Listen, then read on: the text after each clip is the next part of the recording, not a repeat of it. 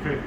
My name is Inspector Percy Grant. I am the General Manager here at the Promotion Society. I'm also an inspector, so I'm Chief Inspector. Now, what an inspector is, we are a team of officers who've been working in the business for a very, very long time.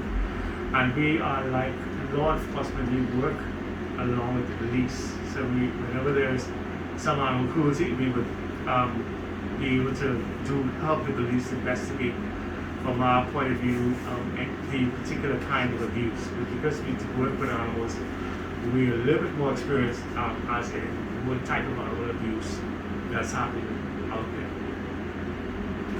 Alright? Your questions? So what do you think about animal abuse? But I think it's the worst thing in the world. I think it's a dysfunction of a horrible mentality of being non-socialized at a young age. I have many feelings about people who would hurt something that cannot speak or cannot defend themselves. I think that's it could be a mental issue, some psychological issue that's going on there. Maybe they themselves were abused, and usually in my field, the abused becomes the abuser. And so it's a correlation with being cruel to animals and eventually being cruel to human beings. And that's the way I feel. Okay. What is the most common type of animal abuse? What is the Most common type. most chronic, most common form of animal abuse is really neglect, animal neglect. The abuse of people just failing to take care of the animals. And the most common sort of abuse, I think here in the country, we have people tying dogs on short chains, putting dogs in small houses, improper or no proper ventilation. And as you know, we have it coming up in the summer months now, where it's very, very hot, and so there are lots of dogs that are cooped up like chickens. And so this is sort of the most common type of cruelty that you see. People tying dogs to fences, to trees, with no shelter. And so that's probably the most common type of abuse that we have. Okay. What animals are the most abused here in the Bahamas? Dogs. The most common thing that people abuse is dogs. Because of the many breeds that we have in the country, and the most common breed that's mostly abused is the pit bull. And because people figure the pit bull is a vicious dog, it's bred for fighting. In its origin, it's bred for fighting, and so therefore we find people sort of take pit bulls and they abuse them in a sense where they make them more cruel than they ought to be. They have the propensity, or I should say the natural nature to be. And so they would enforce this on them. They make them fight.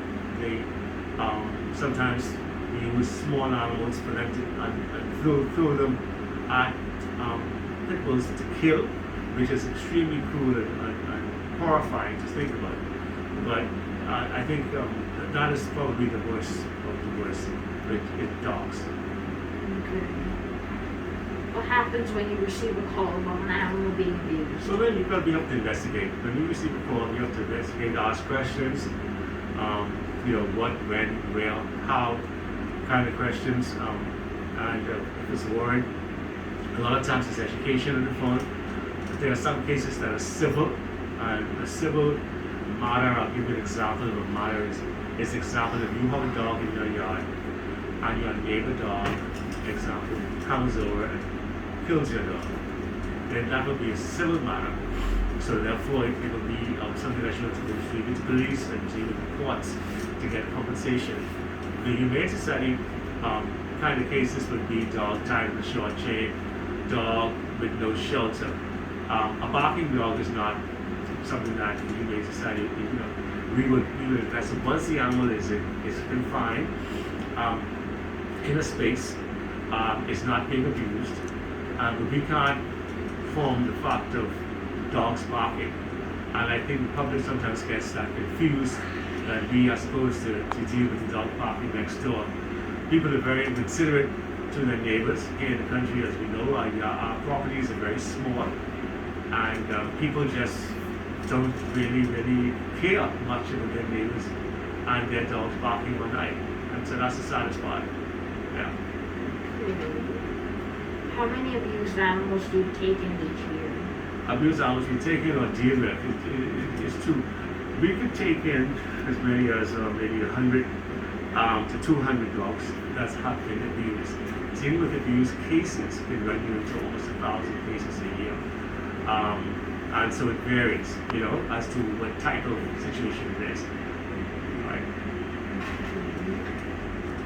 Is it considered a crime to abuse animals? Yes. The Animal Protection Act of 2010 have all the laws that it is a crime. Unfortunately, like any other law in the country, is the enforcement of it. And this is why the Humane Society is here. So when we have a situation, we have to work with the police to see if we can get it enforced. Sometimes it's an issue, sometimes it's very difficult. That's the reason why it's so important to do an investigation properly. So just because it's a dog, and if it's a bad investigation and it's not done properly, it's sort of null and void. But if it's done properly, you can get some sort of cost. Okay, like going to court and getting some charges. But a lot of times, unfortunately, can be very difficult because people don't always want to be witness to a case. They don't want to go to court. They don't want to, they want to stand. And the mindset here in the country, people don't think that they need to go to court because it's a dog or any other animal. So that's one of my biggest problems here. How does animal abuse in the Bahamas compare to the rest of the world? Oh, well, we are, in some cases, we're not as bad in some parts of the world where we have actual deliberate cruelty, which is the biggest areas in example, the United States, where there's a lot of deliberate cruelty. Now, when I say deliberate, where people deliberately kill an animal, deliberately lock a zoo up with animals in it and leave them to starve, or they deliberately do so. We have our more cases here is more animal neglect. Okay, and so another part of the world is a lot of cruelty. So we're a young country. We've only 1973 we're independent. Countries like America are 250 years old, and Europe, which is thousands of years, where they have been through animal abuse and cruelty. I think we're getting there, and the more education that we do, and the more we make people aware of, I think we're young, and we're getting there. We're much better than we were. Okay, we're much better, but we are getting there every day. It's we educate, we try to do better. How does the Bahamas Humane Society work to fight against it? How do we? Do you work to fight against animal abuse? Education. That's education. We work hard. We have a school program. We did an animal park where we integrated all animal subjects with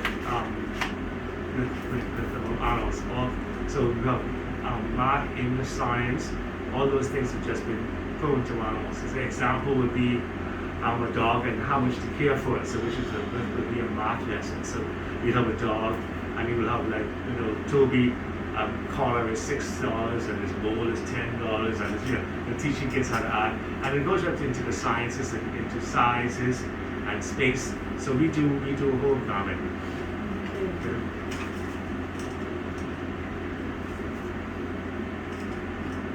Are there any other organizations in the Bahamas fighting against animal abuse? Yes. There are other small organizations. There's an organization called BARC that assists with animal abuse. They're a small entity. They don't have any sort of building. They just raise funds, especially for spaying and neutering. And spaying and neutering is a big part because that prevents overpopulation. It also ceases the fact of too many animals on the street that causes issues that animals get ran over by cars or people deliberately doing something to the harm space. So they help organize spaying and neutering. So we do a lot of spaying and neutering as well. As far as the Humane Society is concerned, we're the oldest charity in the country. We were founded in 1924, and staying in Newbury has always been a big part of our platform. So we to cut down, keep the population down. How can the public help to stop animal abuse? How can the public stop to help animal abuse? Well, firstly, the public needs to be firstly aware, and we do that through education. They need to help by staying in with the animals to prevent an overpopulation of animals. They need to be considerate with their dogs and keeping them confined in properties. They need to close gates. They need to fix holes in their fences if they are going to have animals. And they just need to be considerate to the neighbors, because a lot of times things happen because of because our animals sometimes be abused by letting them go out and defacing other people's properties. Example, barking all night, not trying to comfort the animal or help the animal in a comfortable situation, or socializing the animals better so they don't bark crazy all night. So there are a lot of things that people can do to prevent animal cruelty. Okay, that's it. Is it? All right. Thank you very much.